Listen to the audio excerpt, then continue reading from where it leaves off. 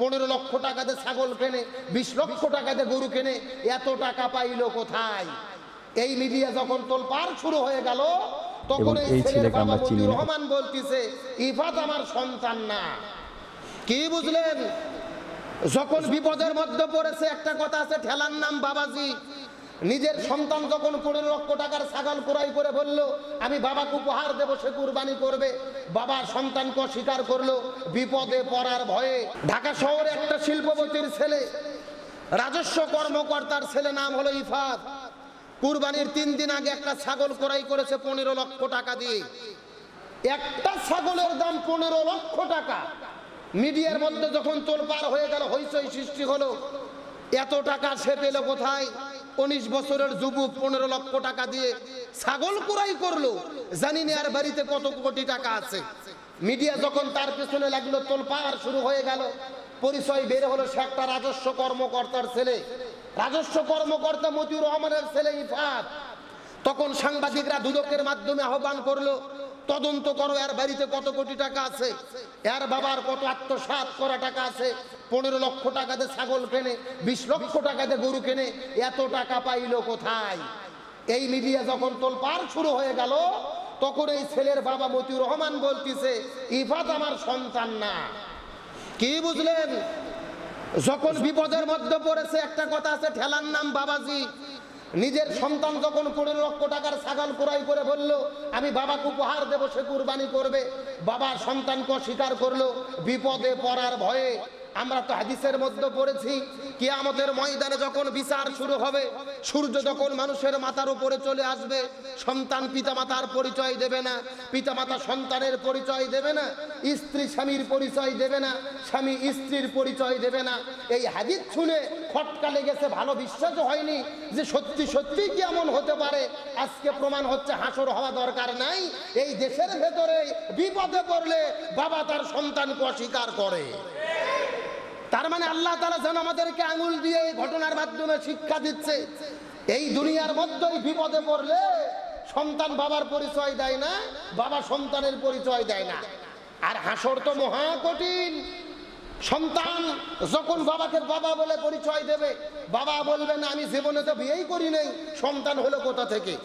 স্ত্রী স্বামীকে স্বামী বলে পরিচয় দেবে না, বলবে আমার জীবনে তো বিয়েই হয় নাই, স্বামী আসবে কোথা থেকে। ওই হাসরের ময়দানের কথা শুনেছি, আর বাংলাদেশে লক্ষ্য করে দেখতেছি বিপদের মধ্যে পড়ে এই বাংলাদেশে বাবা ছেলেকে ভুলে যাচ্ছে। কথা বলেন ঠিক কিনা? তার মানে বোঝা গেল বিপদে পড়লে কেউ কারু সাথী হতে চায় না। কিন্তু আমার প্রশ্ন হলো, মিথ্যে নাটকবাজি করেই তো লাভ হবে না।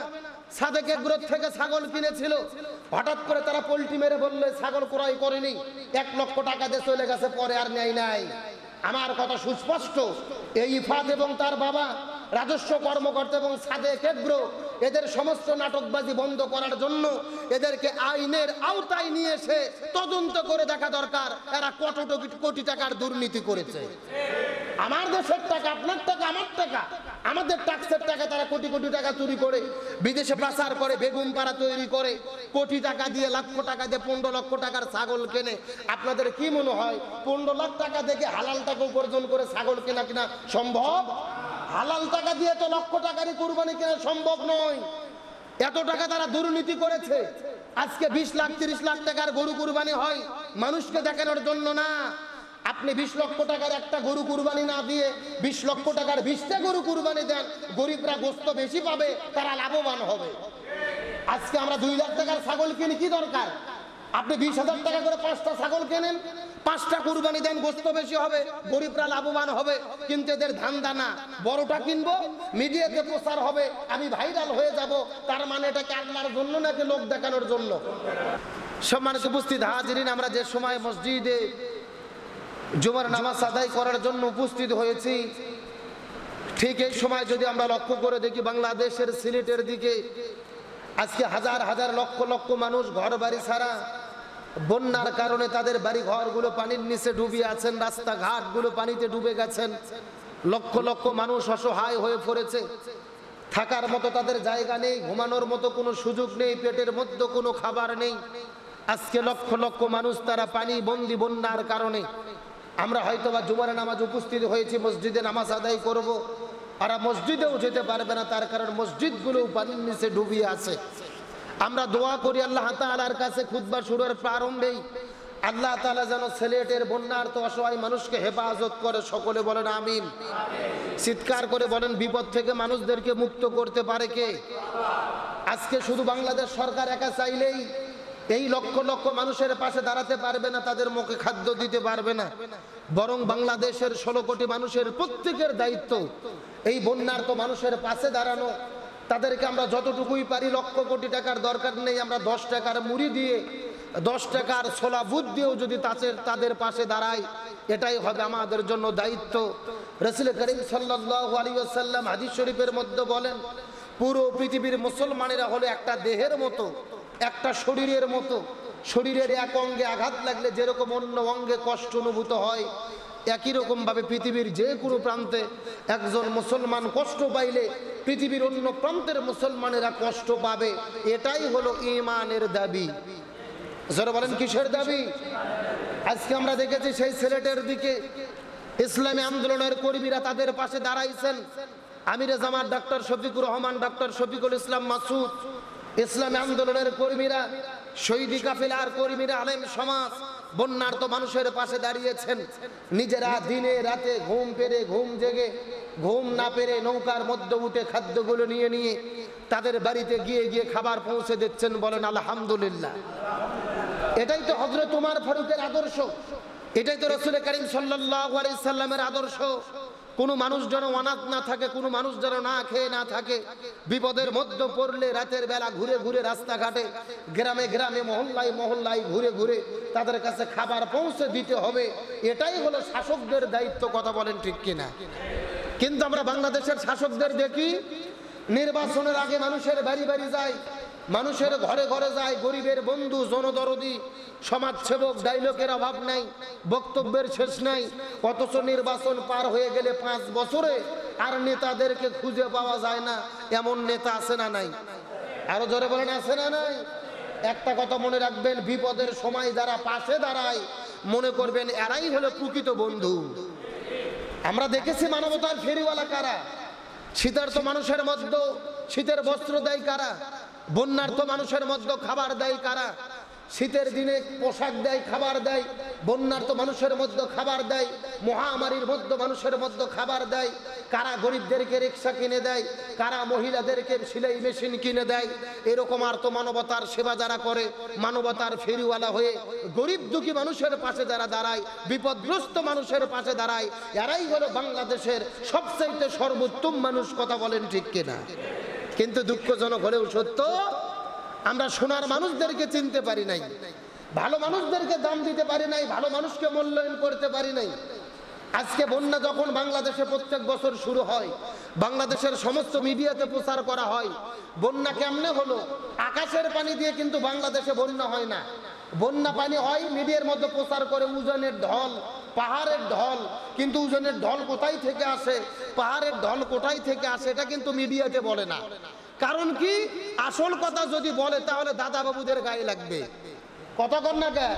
এই যে বলে পাহাড়ি ঢল, সিলেটে পাহাড়ের ঢল কোথায় থেকে আসে? ভারত থেকে আসে। উজানের ঢল কোথায় থেকে আসে? ভারত থেকে আসে। তার মানে বাংলাদেশে বন্যার অন্যতম কারণ হলো ভারত। কথা বলেন কোন দেশ? এখন হয়তো প্রশ্ন করবেন, হুজুর বৃষ্টি দেয় আল্লাহ, বৃষ্টির পানি বন্যা হয়, ভারতের দোষ দেন কেন? ভারতের দোষ কেন দেই? ভারতের মধ্যে থেকে বাংলাদেশের আন্তর্জাতিক 57টা নদীর মধ্যে 54টা নদী ভারত থেকে বাংলাদেশে এসেছে। প্রত্যেকটা নদীর মধ্যে ভারত বাঁধ নির্মাণ করেছে। তিস্তা ব্যারেজ, ফারাক্কা বাঁধ, তারপরে টিপাই মুখ বাঁধ। খরার দিনে যখন বাংলাদেশে বৃষ্টির দরকার, ওরা বাঁধ দিয়ে পানি আটকে দিয়ে ওই পানি নিয়ে তারা চাষাবাদ করে। খরার দিনে পানি আমাদেরকে না খাওয়াইয়া শুকাইয়া মারে, আর বৃষ্টি যখন ওদের বেড়ে যায় এই বাঁধগুলো একেবারে ছেড়ে দেয়। তার মানে হলো বৃষ্টির দিনে আমাদেরকে পানি দিয়ে ডুবাইয়া মারে, আর খরার দিনে পানি না খাওয়াইয়া মরে। এরই নাম হলো ভারত। কথা কন না কে? আন্তর্জাতিক নদী আইন এটা আইন বিরোধী। কেউ নদীর মধ্যে বাঁধ নির্মাণ করতে পারবে না। আল্লাহর দেওয়া নদী, যার দেশে যতটুকু পানি যাবে। কিন্তু ভারত সবগুলো নদী বাদ দিয়ে সেই পানি তারা খরার সময় ব্যবহার করে, আর বর্ষার সময় আমাদেরকে ছাড়িয়ে দিয়ে বিপদের মধ্যে মারে। চিৎকার করে বলেন, এটা কি বন্ধুর কাম না শত্রুর কাম? আজকে আমার দেশের কিছু নেতা বলে যে বাংলাদেশের ভারতের সম্পর্ক হলো স্বামী স্ত্রী সম্পর্ক। এখন আমরা এমন মানুষকে স্বামী বানাইছি, ঈদের দিনে নিরপরাধ মানুষকে তারা গুলি করে পাখির মতো বাংলাদেশের মানুষদেরকে হত্যা করে। এই জন্য একজন কবি বলেছিল, ভারত যার বন্ধু তার শত্রুর দরকার নাই। তার মানে ভারত আসলে প্রকৃত বন্ধু নয়, এরা সব সময় নিজেদের স্বার্থ হাসিল করার জন্য কাজ করে। এই জিনিস বাংলাদেশের মানুষ আমরা যত দ্রুত বুঝবো আমাদের ততই কল্যাণ হবে। আমরা দোয়া করি আল্লাহ তাআলা ওই সিলেটের বন্যার্ত মানুষদেরকে হেফাজত করুক। সকলে বলেন আমিন, আরো জোরে বলেন আমিন। সম্মানিত উপস্থিত হাজিরিন, এই যে গত 4 দিন আগে আমাদের পুরো পৃথিবীর মধ্যে থেকে পার হয়ে গেল ঈদুল আজহা। মুসলমানদের সবচেয়ে বড় ধর্মীয় উৎসব দুইটা, একটা হলো ঈদুল ফিতর আর একটা হলো ঈদুল আজহা। সেই ঈদুল আজহা আমাদের মধ্যে থেকে চলে গেল, কুরবানির ঈদ আমরা করেছি। কুরবানি মানে হলো আত্মসমর্পণ করা, নিজেদের সবগুলো স্বার্থকে জলাঞ্জলি দেওয়া, আল্লাহ রাব্বুল আলামিনের হুকুমের কাছে মাথা নত করা, নিজেদের সবকিছু চাওয়া পাওয়াকে বিলিয়ে দেওয়া আল্লাহর চাওয়া পাওয়ার কাছে। বলেন আল্লাহু আকবার। আমরা দীর্ঘ প্রায় 2 মাস ধরে আলোচনা শুনছিলাম কুরবানি আমরা কোথা থেকে পেয়েছি। রাসূল বলেন সুন্নাত আবিকুম ইব্রাহিম আলাইহিস সালাম, কুরবানি হলো হযরত ইব্রাহিম আলাইহিস সালামের সুন্নাত। সুবহানাল্লাহ বলেন। যে হযরত ইব্রাহিম আলাইহিস সালাম হলেন আমাদের জাতির পিতা। জোরে বলেন আমাদের জাতির পিতার নাম কি? বলতে কি লজ্জা লাগে নাকি আপনাদের? আমাদের জাতির পিতার নাম কি? কে বলেছেন? আল্লাহ সুবহানাহু ওয়া তাআলা বলেন মিল্লাতা আবিকুম ইব্রাহিম ওয়া সাম্মাকুমুল মুসলিমিন।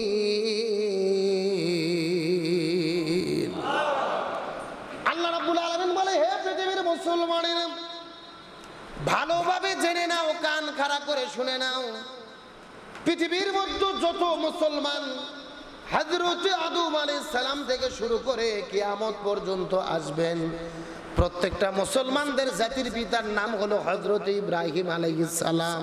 আমি ইব্রাহিমকে তোমাদের জাতির পিতা বানাইছি, যে ইব্রাহিমের মাধ্যমে আমি তোমাদের নাম রেখেছি মুসলমান।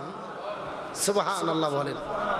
হযরত ইব্রাহিম আলাইহিস সালামের মাধ্যমে আমাদের নাম মুসলমান রেখেছেন কে? আর জোরে বলেন।